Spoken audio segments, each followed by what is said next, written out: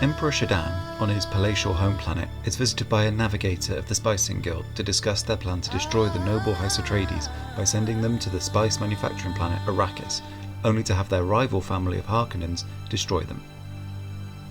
While Shadan concerns himself with the family's patriarch, Duke Leto Atreides, the navigator is, through a mystical sense of foreboding, more concerned with Leto's son, Paul. On his own world of Caladan, Paul learns of Arrakeen and the city of Arrakeen from holographic film books until he's interrupted by his master-at-arms, Gurney. The two train just in case the summons to Arrakis is a trap. After visiting his father, Paul dreams of Arrakis and a mysterious native girl that asks him about his homeworld. When he wakes, Paul is visited by the Reverend Mother of the Holy Order, the Bene Gesserit. Paul's mother, Jessica, takes Paul to be tested by the Reverend Mother, though begs her not to test him as no man has survived the tests of their order. When Paul survives the test, the Reverend Mother allows that perhaps Paul is the Messiah and tells him of the Water of Life. Soon after, the Atreides leave Caladan and travel across the universe to the desert planet Arrakis. Arriving on Arrakis, the Atreides find the city of Arrakeen in disrepair and full of Harkonnen traps. Both will hinder the production of spice. Without spice, the Atreides will lose Arrakis and their standing in the Empire. During a visit from a native Fremen woman, Jessica is presented with a crysknife, a symbol that the native people have already begun to believe Paul is their Messiah. Leto takes Paul and Gurney on his first trip to survey a spice mining machine. Despite having never worn a still suit, which will keep them alive in the desert, Paul puts his on perfectly in the Fremen style on his first attempt, shocking his Fremen guides. While surveying the enormous mining machine, the Atreides notice worm sign, evidence that one of the enormous sandworms that inhabit the planet is approaching. Choosing to forego his protective anonymity, Leto decides to save the workers on board the mining machine before it's consumed by the sandworm. That night, the Harkonnen launch their attack on Arrakeen. Paul's doctor poisons him and Leto, delivering them to the Baron, the head of the Harkonnen household. Before delivering Leto, the doctor installs a poisoned tooth in the Duke's mouth. While being escorted, Paul and Jessica escape using the voice, a powerful Bene Gesserit form of vocally compelling a subject into action. Their captors free them, and their ship crashes into the sand. In Arrakeen, Leto bites his poisoned tooth in an attempt to kill the Baron. As Paul sleeps that night, exposed to the natural spice in the sand, his dreams become more vivid than ever before. Through these visions, he discovers Jessica is pregnant. Sensing the death of his father, Paul swears vengeance. While trying to find safety in the desert, Paul and his mother are attacked by a sandworm. They are saved in the nick of time by a group of Fremen led by Stilgar. Initially suspicious of the duo, he immediately sees the power of the Bene Gesserit in Jessica and welcomes them into his tribe. It's here that Paul's introduced to Chani, the girl from his dreams on Caladan. The Fremen guide Paul and Jessica to their secret underground society, where water flows and there are thousands of Fremen. Paul offers to help the Fremen and lead them in a war to oust the Harkonnen from Arrakis using the weirding way of the Bene Gesserit. They follow him, believing him to be the Messiah of the outer world that was promised. While Paul trains the Fremen, Jessica is invited to take up a role of the Fremen Reverend Mother, their current being on the cusp of death. Jessica reluctantly drinks the Water of Life and begins the ritual. During the ritual, the current Reverend Mother realises Jessica is pregnant, but too late. Surviving the ritual, Jessica and her unborn daughter both become Reverend Mother. Jessica's survival also causes the Fremen to unilaterally christen Paul Muad'Dib. During the celebrations, Paul declares his love for Chani. Jessica gives birth to a daughter, Alia, who immediately begins speaking. Paul has finished training his new Fedaykin and starts taking them out to fight the Harkonnen. Between successful attacks, as the legend of Muad'Dib rises through the Harkonnen ranks, Paul learns to ride sandworms. His first ride is an enormous worm, the largest a first-time rider has ever ridden. Paul leads an attack on a mining machine, coming to blows with a group of smugglers. The battle is ended swiftly when Paul realises that among the smugglers is his old master-at-arms, Gurney. Fearing the increasing power of the legend of Muad'Dib, and knowing that Paul Atreides is still alive, the Spicing Guild orders the Emperor to reclaim control of Arrakis personally. On Arrakis, Paul takes a final step to fulfill the prophecy and drinks the Water of Life. The effect causes his younger sister and the Emperor's own Reverend Mother to share in his agony. As Chani tries to save him, the ritual also summons 7 sandworms to Paul. When he wakes, he is changed. He is Muad'Dib, an all-seeing god. He rallies the Fremen, alluding to his ulterior motives for war, and leads the attack on Arrakeen. A storm is approaching the city. The Emperor and his daughter Irulan are within its walls with the Harkonnen. Alia goes to the Emperor to pass Paul's message to him. As war rages outside, Alia kills the Baron with poison, though he dies in the maw of a sandworm before the poison takes effect. With the battle over, the Fremen take the Emperor, Irulan, and the Harkonnen warrior Fade hostage. Paul challenges Fade to a battle of honour, a final step to prove Paul's divinity.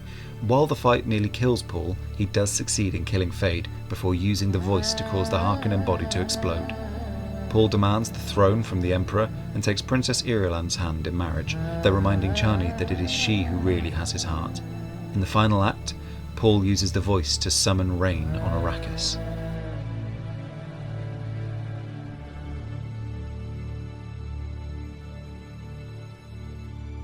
The premise. Ruled by the Emperor, power of the known universe is actually in the hands of the religious order of the Bene Gesserit and their many prophecies. While the rise of House Atreides threatens to bring out one of these prophecies, a plan is formulated to quash the would-be Messiah, Paul Atreides, and his ambitious family. Paul and the Atreides are sent to Arrakis, the desert planet and centre of spice, the fuel for space travel and the source of the Bene Gesserit's prophetic powers. While Paul concerns himself with following in his father's footsteps to become Duke, his mother, herself a member of the Bene Gesserit, fans the flames of Paul's divinity among the Arakan locals, the Fremen. The Emperor's plan is put into action when the Harkonnen, the previous stewards of Arrakis, attack the capital in the dead of night. While Paul and his mother Jessica escape, Duke Leto Atreides dies trying to kill the Harkonnen leader, Baron Vladimir. In exile, Paul and Jessica are adopted by the Fremen community, winning them round with Jessica's Bene Gesserit powers and Paul's promise of revenge. Paul trains the Fremen in the Bene Gesserit's mystical fighting methods, cementing their belief that he truly is the Messiah their faith has promised them. Whether he truly believes he's the Messiah or not, Paul goes through the motions of prophecy, consolidating his power over the Fremen and turning them on the Harkonnen stronghold. Followed into battle by the Fremen and his love Chani, Paul and his family take back control of Arrakis, taking the Emperor hostage in the process. Paul, in victory, escalates himself to a godlike stature, taking the Emperor's title by taking his daughter in marriage and restoring reign to Arrakis with his elevated Bene Gesserit powers. Structure. Dune is a large book. Distilling it into a single blockbuster movie is no easy task. In this, the writer has proactively condensed the narrative to its core elements.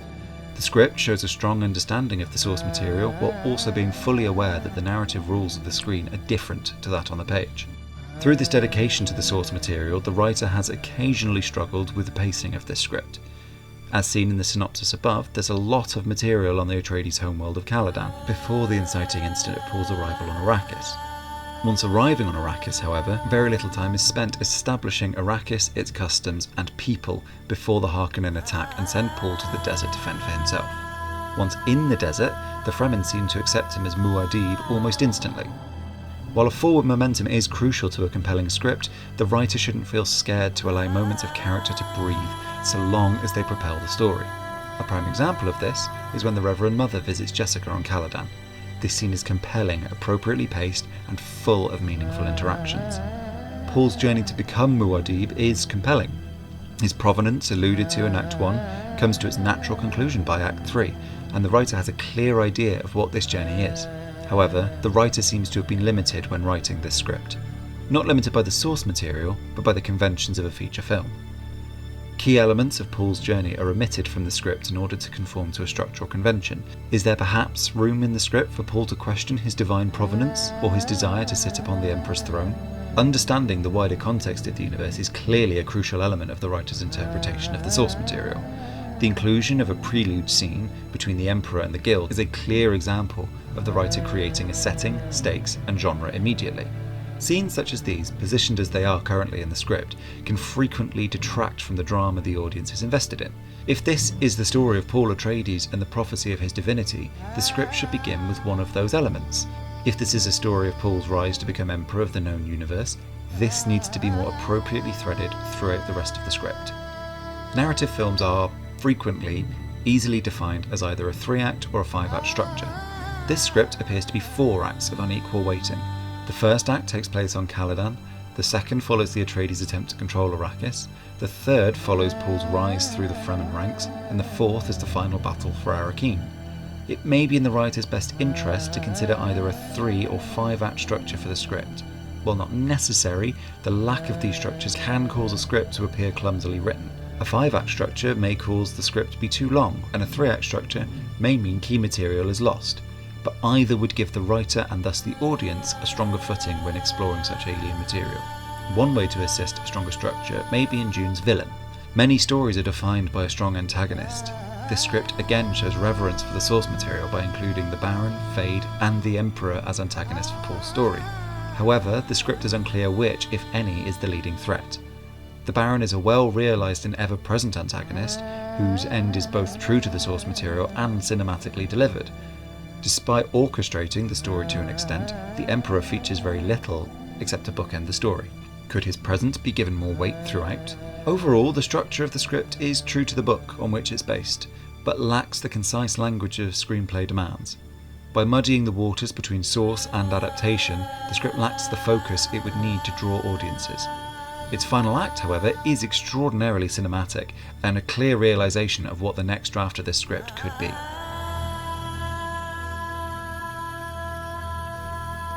Character.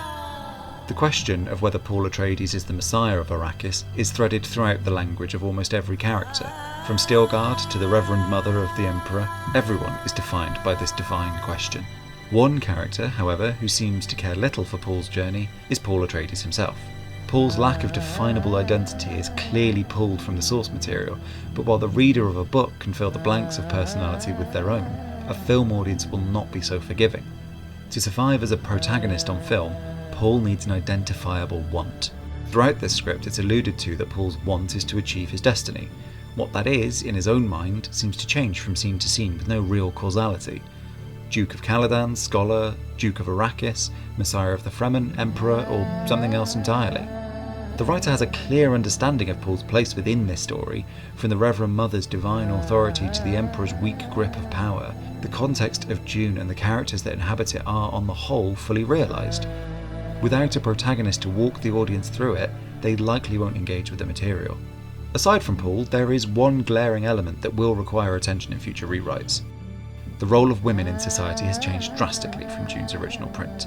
The notion that we who carry the name of concubine, history will remember us as wives, is outdated. Reducing the female characters to mother, love interest, or marital prospect will alienate half the movie-going audience and make the project near impossible to cast exceptional talent. The role of the Emperor's Reverend Mother proves there is space for women in this universe. The writer should exploit that. If side characters like Gurney Halleck can go from duty-bound master-at-arms to smuggler, space can be made for Chani to show similar change and inner conflict. The characters of Dune are, on the whole, well realised, both as individuals and as emblems of the religious themes presented in the script. Giving some narrative focus to Paul and better realising the female characters would elevate this script to become something truly exceptional. Dialogue. Screenwriting and film as a whole is a visual medium. The script routinely showcases an exceptional understanding of this, whether it's the Atreides method of intergalactic travel or the entire final act. Each character's dialogue within that context is clearly identifiable, while maintaining the story's unique tone and atmosphere. While there are moments of real strength in the dialogue, the writer does frequently show signs that they don't completely trust their audience to follow the story. The lore of Dune is dense, and its language is alien in many ways. Audiences, however, are more intelligent than this script often gives them credit for. The clearest example of this is the use of the inner monologue. As an exercise, the writer should remove every single example of inner monologue and consider ways to visually show the character's inner thoughts. Knowing what a character is thinking is crucial, but spelling it out through an inner monologue can deprive the actor the ability to explore the character more fully, and robs the audience of the ability to interpret what they're seeing. In a story so concerned with the importance of prophetic interpretation, it seems redundant to spell everything out for the audience. The writer may also find, upon removing the inner monologue, that the remaining dialogue is as set out above, clear and concise.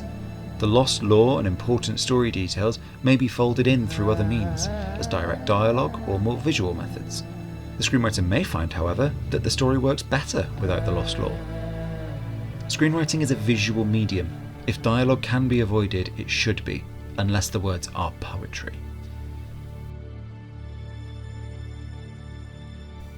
Visual grammar.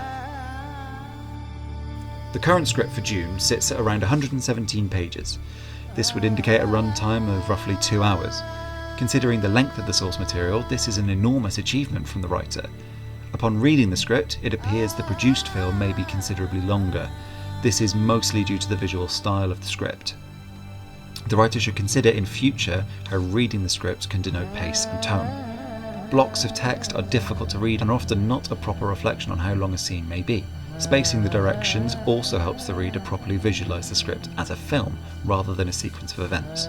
Within this, the writer shows clear understanding of the visuals they want to portray. From the sandy dunes of Arrakis to the black skies of Gadi Prime, the genre and tone are threaded excellently throughout the script. A further note on the formatting of the script. It is crucial the writer creates the script with the layman in mind. Characters' ages, for example, are crucial when introducing them, especially where Alia is concerned. As a reader, the audience is under the impression she's a newborn child, yet with no referenced passage of time, she appears before the Emperor walking and talking. Clear formatting of the script would clear up many of these ambiguous elements that detract from an otherwise compelling story. There are ample opportunities for the writer to elevate the material here. Mining the source material for religious imagery to appropriately pepper throughout the script, be that setting, costume or dialogue, would further assist the writer in tightening the theme of this script. The script should be a written reflection of what the writer wants the audience to experience. Action should be punchy and slower scenes should reflect that, and all should be anchored in the visual.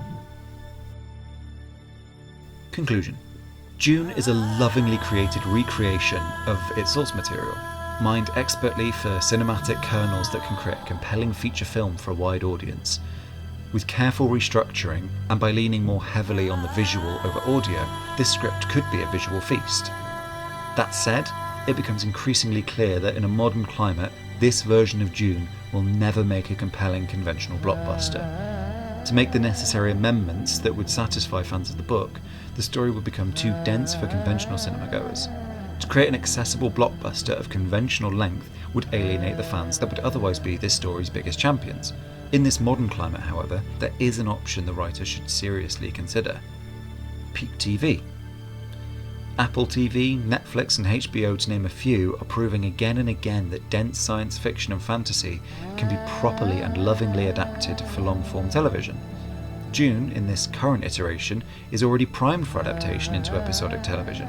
In fact, its current structure seemingly demands it. Caladan, Arrival to Arrakis, The Rise through the Fremen, and the final battle. The key episodes have been outlined already. Foundation on Apple TV has shown that story density and budget are no longer an obstacle for TV, while Marvel Studios' The Marvels has shown that CGI-heavy blockbuster movies are lowering in visual quality.